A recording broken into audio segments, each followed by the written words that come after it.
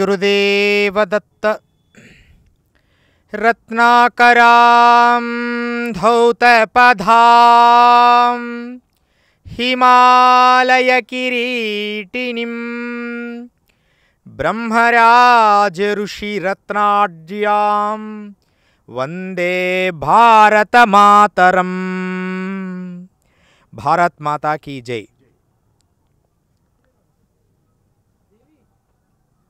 ప్రియమిత్రులారా, ఆత్మస్వరూపులారా, లోకం సుభిక్షంగా ఉండడానికి మహాసిద్ధ పురుషులు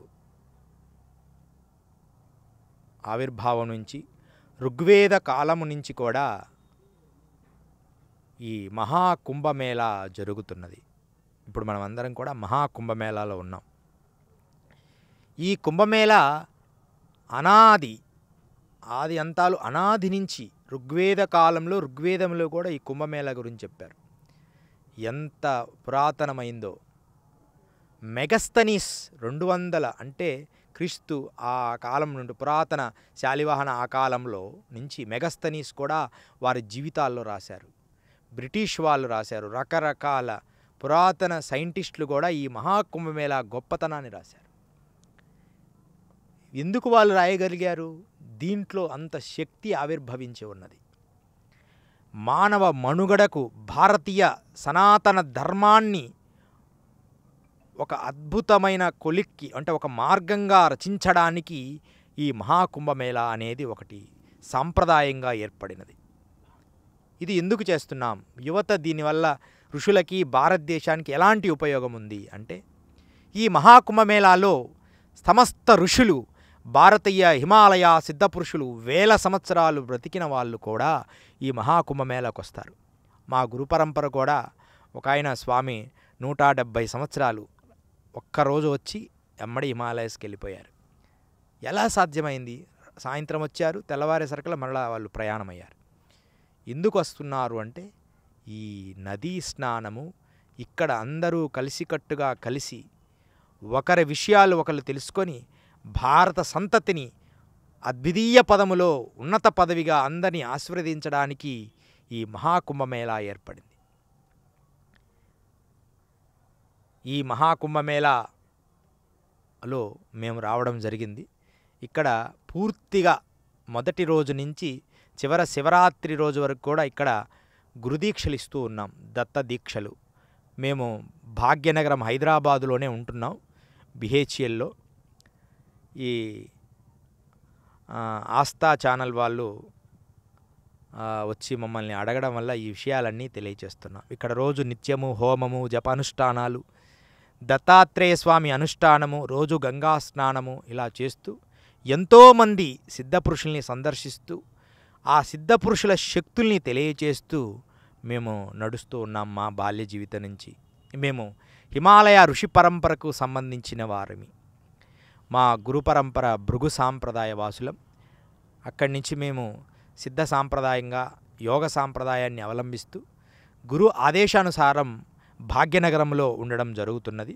వీలైనప్పుడు హిమాలయకు వెళ్తూ ఉన్నాం. అయితే ముఖ్యంగా ఈరోజు మనం ఏం తెలుసుకోవాలంటే, ఈ యువత కానీ భారతదేశంలో ఉన్న సమస్తలు ఎందుకు కుంభమేళా స్నానం చేస్తున్నారంటే, మొదట మనం ఈ కుంభస్నానాన్ని కర్మల నివారణకి వాడతాం. మానవ మనుగడలో మనలో ఉన్న బుద్ధిలో ఉన్న వికాసాన్ని మేల్కొల్పడానికి ఈ నదీ స్నానం ఎంతో సహకరిస్తుంది. దాని తర్వాత ఋషులు వారి పరంపరల్ని సందర్శించడానికి ఒక మార్గం ఏర్పడుతుంది. చాలామంది ఈ సాంప్రదాయం ఇలా ఉంది, ఆ సాంప్రదాయం ఇలా ఉంది అని తెలియకుండా మాట్లాడుతూ ఉంటారు. కానీ వాటన్నిటికి కూడా ఒకే స్థలంలో అందరినీ తెలుసుకోవడానికి మేళా ఒక అద్భుతమైన కలయిక, ఋషుల కలయిక అని ఏర్పడి అందరినీ సందర్శించడానికి ఏర్పడుతుంది. నాగ సాంప్రదాయం రకరకాల సాంప్రదాయం వాసులు ఈ కుంభమేళాలో వస్తారు. అందరూ వారి సాంప్రదాయాలను దర్శిస్తారు. అది ఒక మంచి మార్గంగా ఏర్పడి యువతకు ఒక మంచి మార్గనిర్దేశకమయ్యి జ్ఞానాన్ని సంపుటికం చేస్తుంది, అంటే శక్తిని ప్రసాదిస్తుంది. మీరు గమనించండి, ఎంత అద్భుతమైన ఏర్పాట్లు యూపీ యోగి ఆదిత్యనాథ్ ఎంత అద్భుతమైన ఏర్పాట్లు చేశారో ఈసారి కుంభమేళా. నేను గత కొన్ని కుంభమేళగా వస్తున్నా, ఇది దగ్గర దగ్గర నేను 5వ కుంభమేళా అని చెప్పుకోవాలి. పూర్తిగా కుంభమేళాలు, అర్ధ కుంభమేళాలతో కలిపి, లేకపోతే 4 కుంభమేళాలు పూర్తయ్యాయి. 5వ కుంభమేళా ఇక్కడే నేను మొట్టమొదట మహాసిద్ధ పురుషుల్ని కూడా సందర్శించా. ఎప్పుడు? 93లో, 1993 ఆ టైంలో ఒక మహాకుంభమేళా జరిగింది. ఆ తర్వాత ఇంకొక కుంభమేళా, ఆ తర్వాత అర్ధ కుంభమేళాలు 6 సంవత్సరాలకు జరుగుతాయి. ఈ కుంభమేళాల్లో ఎంతోమందిని మనం కళ్ళారా చూడలేని వారందరూ ఇక్కడ మహాసిద్ధ పురుషుల్ని మనం సందర్శించవచ్చు. ఎన్ని ఆస్థా ఛానల్ ద్వారా మీ అందరికీ తెలియజేస్తున్నా, అందరికీ కూడా మేలు జరగడానికి, శుభము జరగడానికి, అందరి శక్తి ఒకటి కేంద్రీకరించడానికి ఎందుకు ఇక్కడే చేస్తున్నాం కుంభమేళా అనేది అందరికీ సందేహం ఏర్పడచ్చు. ఇక్కడ అమృతధార పడింది అని ఒక నానుడు ఉన్నది. పూర్వకాలంలో దేవతల రాక్షసుల పాల సముద్రం చిలికినప్పుడు అమృతం వచ్చింది. ఆ అమృతధార ఇక్కడ పడిందని ఇక్కడ 4 స్థలాల్లో పడింది. 4 స్థలాలు: 1 ఈ ప్రయాగరాజు, 2 నాసిక్, 3 ఉజ్జయిని, 4 హరిద్వార్. ఈ 4 స్థలాల్లో ఈ అమృతధార పడ్డం వల్ల ఈ మహాకుంభమేళా, ఇక్కడ కుంభమేళా చేస్తుంటాం. వీటిల్లో రకరకాల కథలు ఉన్నాయి. వేరువేరు అమృతధారలు, శివపార్వతుల అమృతధార పడిందని ఇలా 2-3 కథలు ఉన్నాయి. ఏది ఏమైనప్పటికీ కూడా అమృతధార కురిసింది నిజం. ఇంకొక విషయం, ఎవరికి తెలియని రహస్యం చెప్తున్నా. ఈ మహాకుంభమేళా ప్రత్యేకత ఏంటంటే ఇక్కడ అద్భుతమైన యజ్ఞయాగాదులు జరిగాయి. పూర్వకాలంలో ఇక్కడ యజ్ఞయాగాదులు జరిగినాయి. దేవతలకి కనెక్ట్ అయ్యే ఒక అద్భుతమైన స్థలం ఉంది ఇక్కడ. ఇది మనకి దగ్గర, సంగమానికి దగ్గర స్థలంలో ఉంది. అంటే దేవతలు అక్కడ ప్రత్యక్షమయ్యి ఋషుల కోరికలు తీర్చారు. అందుకని అంటే అంత సప్తకోటి దేవతలు ఇక్కడ దర్శనమించారు కాబట్టి ఇక్కడే అందరూ మేళవించే స్థలంగా మార్చుకున్నారు. ఇలాంటి స్థలాలు భారతదేశంలో సమూలంగా ఉన్నాయి. కానీ సంగంలో ఉండే స్థలాలు 1 ఇక్కడ, తర్వాత 2 గయ, 3 వారణాసి.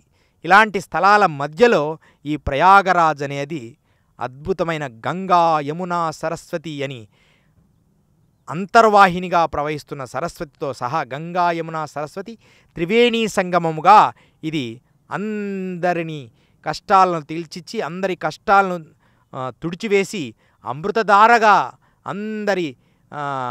అందరి పంటలు అన్నీ పండించి అందరికీ మేలు చేస్తూ ఇది ప్రవహిస్తుంది. అందుకని మిత్రులారా, అందరూ భాగ్యవంతులు. భారతీయ ఋషి పరంపర అనేది ఒక భాగ్యశీలము, భాగ్య జ్ఞానము. అందుకనే అందరూ కూడా ధర్మ మార్గములో, జ్ఞాన మార్గములో అందరూ కలిసికట్టుగా ఉండి భారతీయ సనాతన ధర్మం వైపు అడుగులు వెయ్యాలని చెప్పే ఉద్దేశం కోసం ఆ సనాతనమైన భగవంతుడు ఒక మార్గాన్ని కల్పించి ఈ ప్రయాగ స్థలంలో మహాకుంభమేళా జరుగుతున్నది. దీన్ని అందరూ సందర్శించి ధన్యత పొందండి మిత్రులారా. భవతు సర్వమంగళం, సర్వమంగళాని భవంతు. శ్రీ గురు దత్తాత్రేయాయ నమః. శ్రీ గురుదత్త, జయ గురుదత్త, శ్రీపాదవల్లభ నరసింహ సరస్వతి. శ్రీ గురు దత్తాత్రేయాయ నమః. శుభం భూయాత్. ఓం నమః శివాయ. హర హర గంగే.